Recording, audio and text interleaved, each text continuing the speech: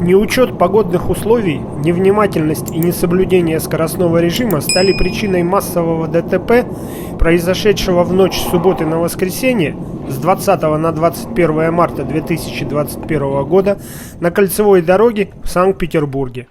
Снег и метель, вызванные теплым атмосферным фронтом, сделали дорогу скользкой и заметно ухудшили видимость.